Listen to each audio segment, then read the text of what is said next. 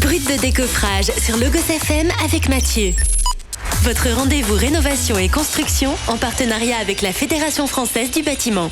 Bonjour à tous, bienvenue sur Brut de décoffrage, votre chronique rénovation et construction sur Logos FM, en partenariat avec la Fédération française du bâtiment du Puy-de-Dôme.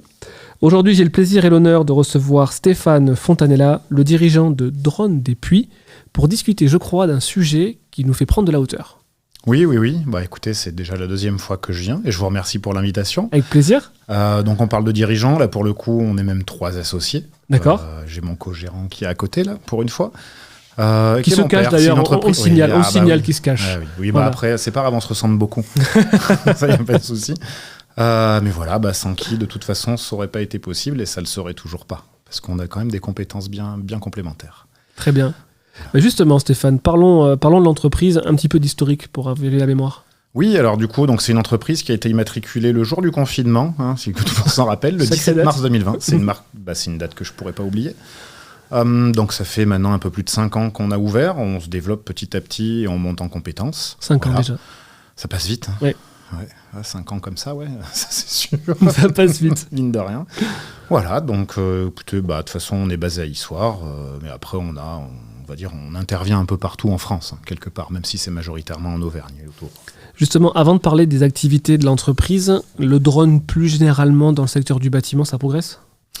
Oui, mais ça dépend effectivement des secteurs, ne serait-ce que géographiques, et après évidemment dans quel domaine en fait tu utilises le drone, parce que maintenant c'est utilisé dans tellement de domaines différents.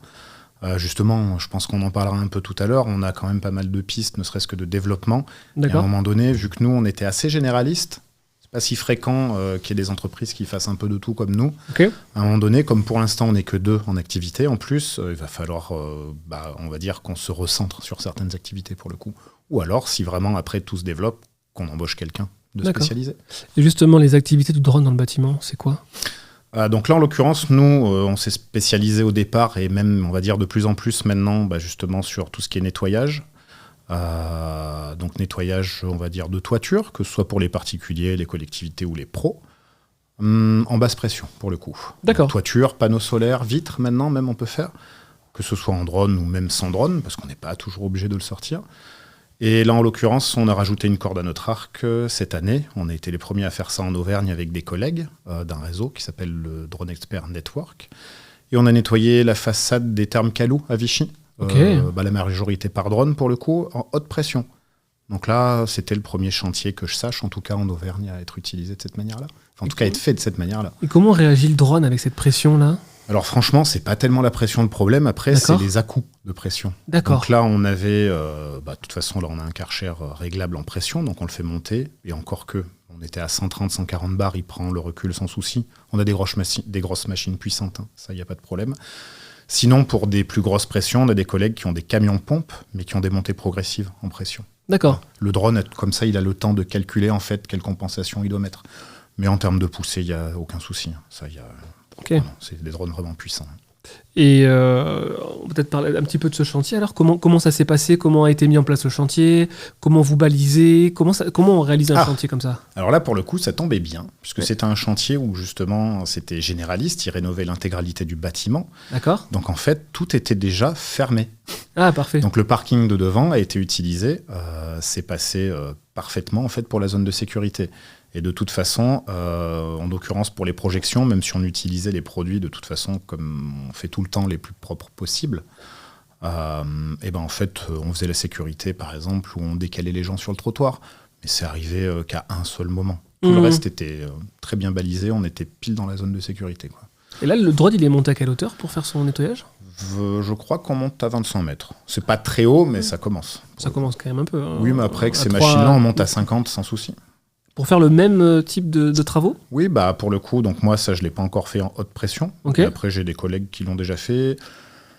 Et comme je vous dis, il y a beaucoup de spécialités, même dans le nettoyage. On a des collègues même qui sont, on va dire, spécialisés dans le nettoyage industriel. Donc là, il faut encore d'autres certifications, quoi, en plus. D'accord. Et depuis des années, il y a des nouvelles, en plus de celles-ci, des nouvelles activités que vous avez développées, des choses nouvelles qui ont été mises en place. Plus le temps passe, plus ça se perfectionne et les opportunités se développent, j'imagine. Eh bien oui, tout à fait. Après, dans les outils, nous, l'avantage qu'on a, c'est que la machine qu'on a, en réalité, c'est une machine qui est assez généraliste. C'est plutôt un vecteur d'outils. Ok. Donc en fait, après, nous, on développe tout ce qui est légal à mettre en dessous, pour le coup. Voilà. On développe des systèmes de rampe, on fait un peu ce qu'on veut. Et c'est là, en plus, que... Une rampe, c'est quoi? C'est ce qui permet de mettre des outils dessus, c'est ça? Alors en fait, non, nous, on a des supports pour mettre les outils. La rampe, c'est la rampe de pulvérisation. D'accord, après, on a des rampes haute pression, des rampes Ok. basse pression, mais avec différents modèles de buse, suivant le vent et suivant les quantités de produits qu'on veut mettre. D'accord. Il y a tout un calcul à faire pour respecter les doses, en fait. On n'est pas loin de l'agricole à des moments sur ces calculs-là, D'accord. en réalité. Donc moi, j'ai la chance d'avoir un cursus en plus d'écologie et de biologiste, donc ça m'aide pour certains calculs. Largement, pour le coup. ouais. Mais sinon, après, on a toujours des compétences à côté chez des collègues qu'on peut solliciter, en fait. Ce qui est intéressant, c'est de se dire que la caméra et le drone, finalement, c'est pas que, c'est loin d'être que la seule utilité, quoi. Oui, parce qu'effectivement, comme vous le disiez dans les activités, donc on a fait quand même l'année dernière, on a fait beaucoup d'inspections. Ok. On a eu la chance d'être contacté par la ville de Clermont. On a fait l'inspection de la toiture du conservatoire, donc ça c'était un super chantier avec une modélisation en plus. 3D. Ouais. Ok. Enfin, on leur a fourni par contre le modèle en 2D parce qu'ils avaient besoin de la cartographie 2D qui était beaucoup plus précise que la 3D, mais on a quand même un modèle 3D si jamais ils en ont besoin. Le nuage de points est possible aussi?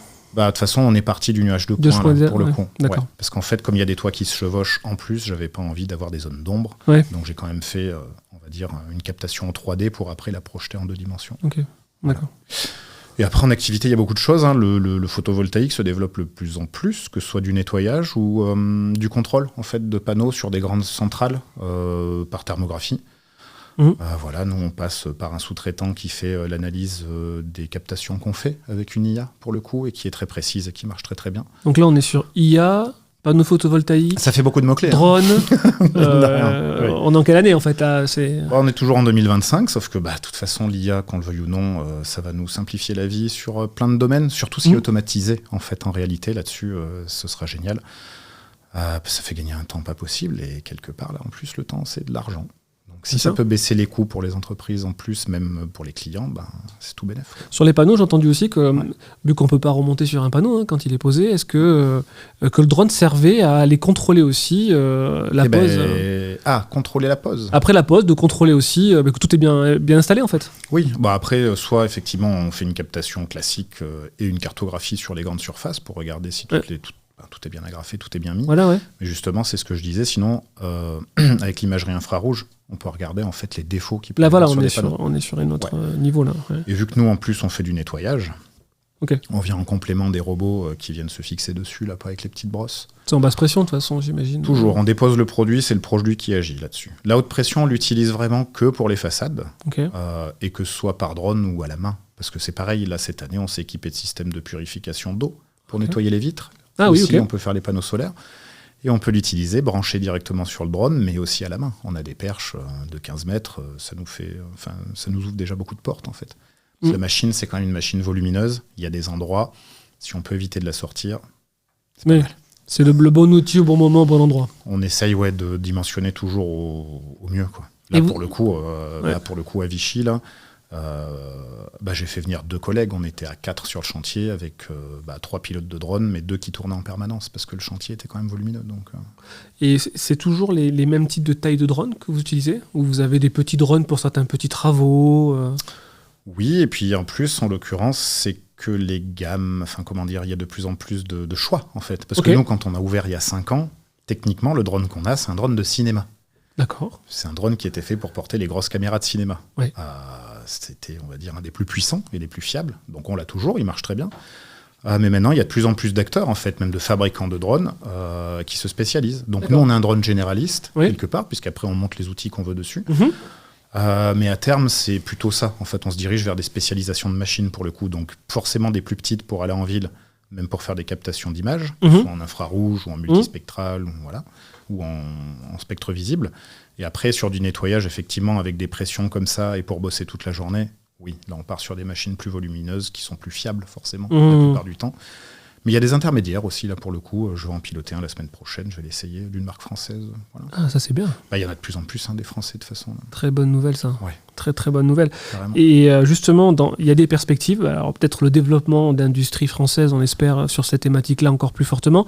Et quelles sont les perspectives du secteur du drone dans le bâtiment? Alors, je ne sais pas si j'aurai la prétention de le savoir vraiment. Mais moi, je sais où est-ce que j'ai envie de me diriger. Ouais. Et en fait, techniquement, vu qu'on monte en compétences en plus sur le nettoyage, même haute pression, on va essayer de pousser ça au maximum, que ce soit par drone ou pas d'ailleurs. Nettoyage industriel, voire même, on va dire, de bardage, de choses comme ça.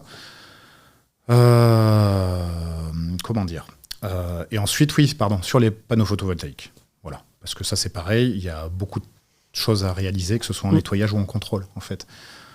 Voilà, parce qu'après, le temps est limité. Et malheureusement, même si on fait des vidéos, même si on fait des inspections, même si on continue à faire des modèles, il va falloir qu'on se recentre à un moment donné. Oui, il faut faire des choix. Choisir, c'est renoncer. C'est bien connu. Mais... surtout qu'on fait en plus de la formation. C'est très varié. On s'éclate. Oui. Les journées sont rarement identiques. Et ça, c'est ce qu'on souhaite aussi. Ouais, c'est super. De rien. C'est génial. Bon, mais Stéphane, merci pour cet échange. Merci à vous. Bon, mais j'espère vous revoir dans un an ou deux pour refaire un point. On sera toujours là, oui, normalement. Avec grand plaisir.